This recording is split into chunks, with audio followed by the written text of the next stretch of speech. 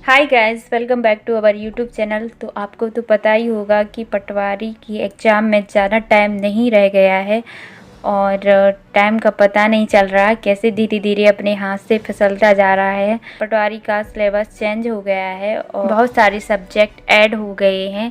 कुछ सब्जेक्ट तो ऐसे हैं कि जो पहली बार पढ़ने होंगे, जैसे लाइक मैनेजमेंट। तो गाइस, डरने की कोई बात नहीं है। मैं ऐसी स्ट्रेटजी बताऊंगी जिससे आपके अच्छे मार्क्स आ सकें और आप अच्छा स्कोर कर सको। तो मैं कुछ सब्जेक्ट पे बात करूंगी जो आपको अच्छे नंबर दिला सकते हैं।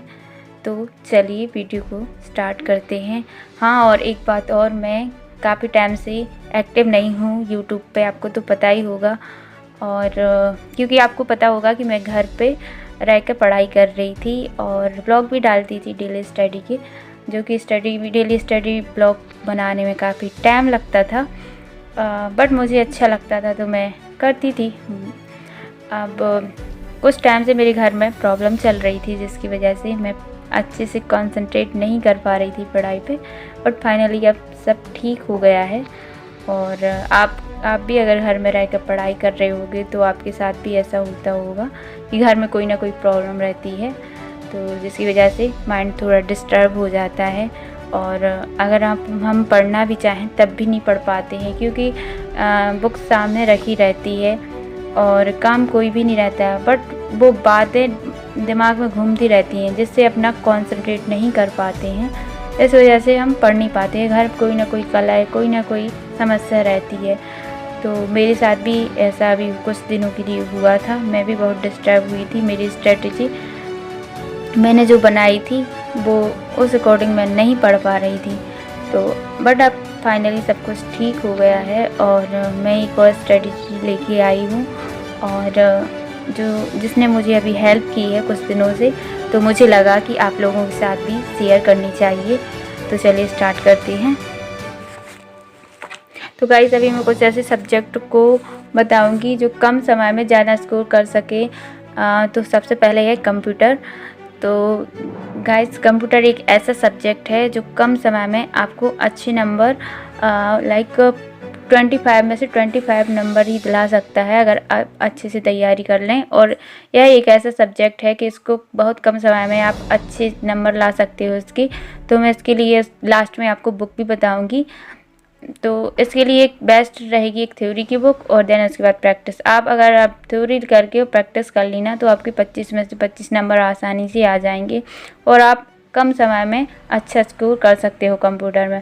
देन उसके बाद मैनेजमेंट भी एक ऐसा सब्जेक्ट है जिसमें आप पूरी में से पूरी नंबर ला सकते हो अगर आप चाहो तो।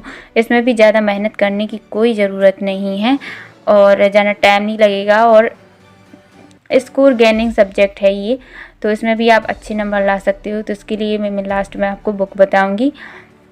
देन उसके बाद बात करें हिंदी की, तो हिंदी भी एक ऐसा सब्जेक्ट है जिसमें आप अच्छे नंबर ला सकते हो। हिंदी तो लगभग सभी ने पढ़ी होगी और सभी के लिए सरल भी होगी, तो इसमें डरने की कोई बात ही नहीं है। इन सब्जेक्ट में आप इसमें भी 25 में से 25 नंबर ला सकते हो। रीजनिंग में थोड़ी बहुत डर लगता है, तो उस डर को ख़त्म कीजिए।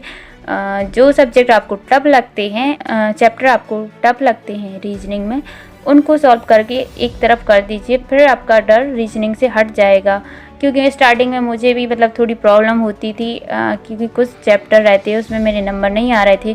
देन उसको मैंने प्रैक्टिस की, और जहाँ मुझे समझ में नहीं आता था तो मैंने वीडियो देखी, लेक्चर देखी, तो उसके बाद मेरी कन्फ्यूजन दूर हो गई और मेरे नंबर अच्छे आने लगे। तो रीजनिंग भी ज़्यादा टफ नहीं है। और एक रही बात साइंस की, तो साइंस तो आजकल हर एग्ज़ाम में आने लगी है, तो सबने पढ़ ही रखी होगी साइंस। तो मैं इन्हीं 5 सब्जेक्ट के बारे में बात कर रही थी।